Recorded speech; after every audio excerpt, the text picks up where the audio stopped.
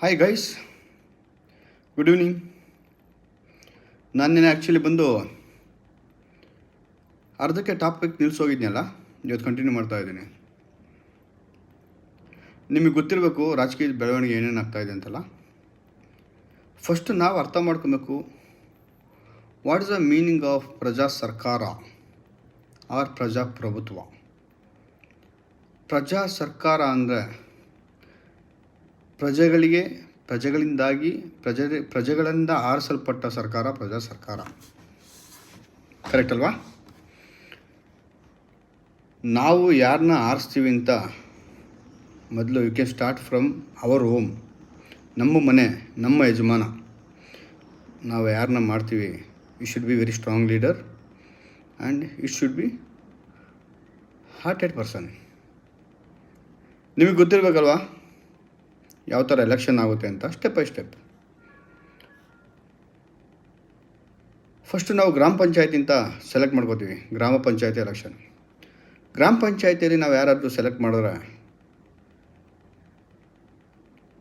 That candidate should be ನಮ್ಮನೆ ಯಜಮಾನ. ನಮ್ಮನೆ ಯಜಮಾನಂಗೆ ನಮ್ಮೂರಿನ ಯಜಮಾನ, ನಮ್ಮನೆ ಯಜಮಾನ, ಅವನಿಗೆ ಏನೇನು ಕೆಪಬಿಲಿಟಿ ಇರಬೇಕಂತ 90% ಜನಗಳು ಗೊತ್ತಿರುತ್ತೆ. ಬಟ್ ಎಗೈನ್ ನಾನು ನಿಮಗೆ ಅರ್ಥ ಮಾಡಿಸ್ತೀನಿ. ನಾವು ಸೆಲೆಕ್ಟ್ ಮಾಡುವಂಥ ನಮ್ಮ ಗ್ರಾಮ ಪಂಚಾಯತಿ ಸದಸ್ಯ is a very strong, not particularly money.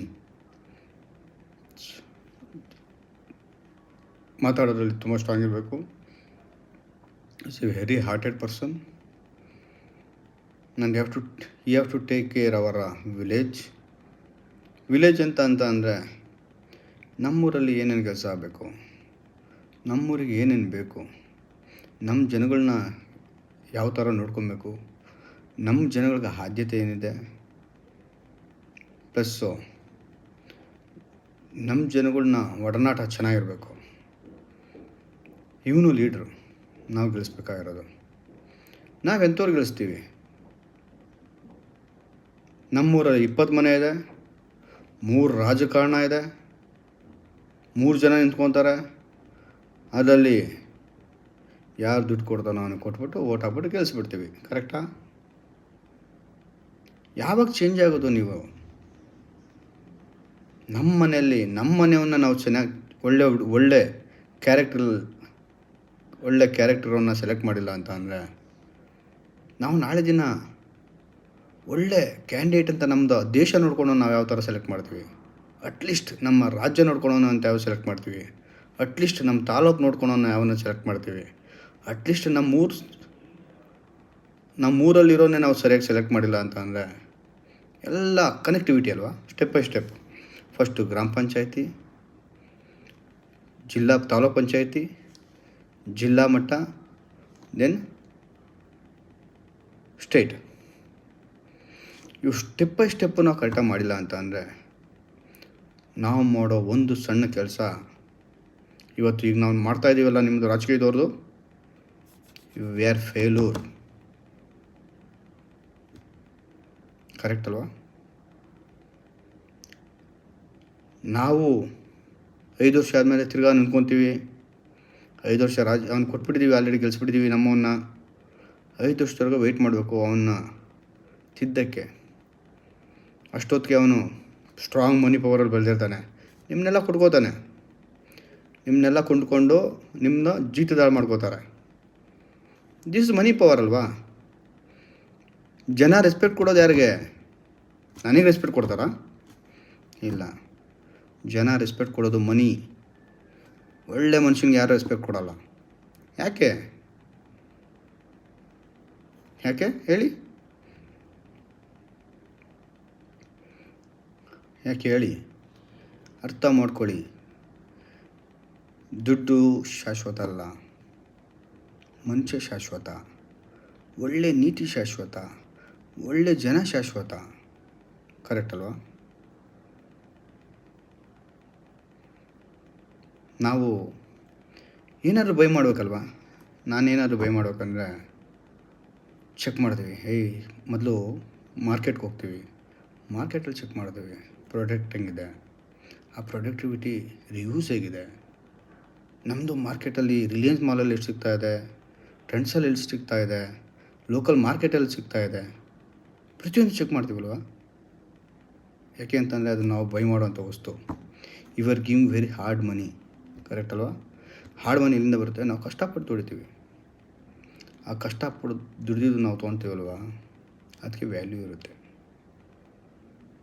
Y you people are thinking, ಒಬ್ಬನ ನಾವು ಸೆಲೆಕ್ಟ್ ಮಾಡ್ತಾ ಇದ್ದೀವಿ ಅಂತ ಅಂದರೆ why you people are thinking, ನಾನು ಒಳ್ಳೆ ಪ್ರಾಡಕ್ಟ್ ಸೆಲೆಕ್ಟ್ ಮಾಡ್ತಾಯಿದ್ದೀನಿ, ಒಳ್ಳೆ ಪ್ರಾಡಕ್ಟ್ಗೆ ಓಟ್ ಹಾಕ್ತಾಯಿದ್ದೀನಿ ಅಂತ ಯಾಕೆ ನೀವು ಥಿಂಕ್ ಮಾಡಲ್ಲ? ಥಿಂಕ್ ಮಾಡ್ಬೇಕು ತಾನೆ. ನಮಗೋಸ್ಕರ ದುಡಿಯೋವಂಥ ನೀವು ಸೆಲೆಕ್ಟ್ ಮಾಡಬೇಕು. ನಮ್ಮ ಹಿಂದೆ ಇರೋನಂತ ಸೆಲೆಕ್ಟ್ ಮಾಡಬೇಕು. ಅವನ ಹತ್ರ ದುಡ್ಡಿಲ್ಲ ಇರಲಿ, ಬಡವ ಆಗಿರಲಿ, ಬೆಳೆಸಿ ನಾಳೆ ದಿನ ನಿಮ್ಮನ್ನ ನೋಡ್ಕೋತಾರೆ.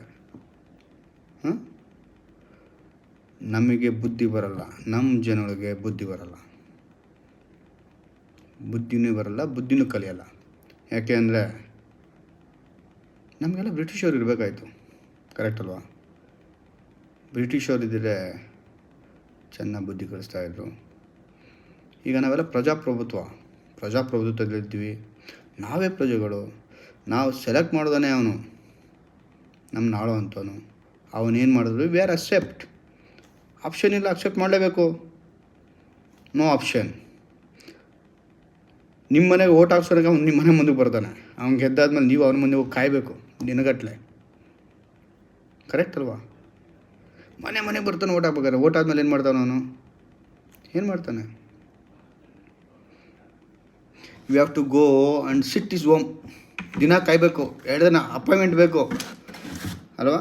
ನಿಮಗೆ ಓಟ್ ಹಾಕಿಸೋಕೆ ಕರ್ಕೊಂಬಂದಿರ್ತಾರೆ ನಿಮ್ಮೂರವರು, ಅವ್ರ ಅಡ್ರೆಸ್ಗೆ ಇರಲ್ಲ. ಯಾಕೆಂದರೆ ಅವನು ಆ್ಯಕ್ಚುಲಿ 3 ಜನ, ಅವನ ಅಣ್ಣ ತಮ್ಮದಿರು 3 ಜನ ಇರ್ತಾರಲ್ಲ, ಅವರೆಲ್ಲ ಒಂದಾಗ್ಬಿಟ್ಟಿರ್ತಾರೆ.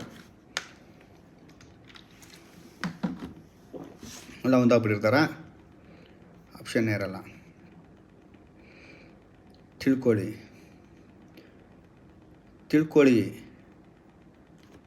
ಎದ್ದೇಳಿ, ನೀವು ಒಬ್ಬೊಬ್ಬರು ಎದ್ದೇಳಿ, ನಿಮಗೆ ಬೇಕಾಗಿರೋರನ್ನು ಸೆಲೆಕ್ಟ್ ಮಾಡಿ, ನಿಮ್ಮ ಜೊತೆ ಇರೋಂಥರ ಸೆಲೆಕ್ಟ್ ಮಾಡಿ. ನಾವು ಬುದ್ಧಿ ಹೇಳ್ಬೋದು, ಅವ್ರಿಗೆ ತಿದ್ದಿ ಬುದ್ಧಿ ಹೇಳ್ಬೋದು, ಇದಲ್ಲ ಇದು ಅಂತ ಹೇಳ್ಬೋದು, ಕರೆಕ್ಟ್ ಅಲ್ವಾ. ಇಲ್ಲ ಅಂದರೆ ಒಂದು ದಿನ ನಮ್ಮ ಪ್ರಜಾಪ್ರಭುತ್ವ ಇದೆಯಲ್ಲ, ಅದಕ್ಕೆ ನಾವೇ ನಾಂದಿ ಇಡ್ತೀವಿ.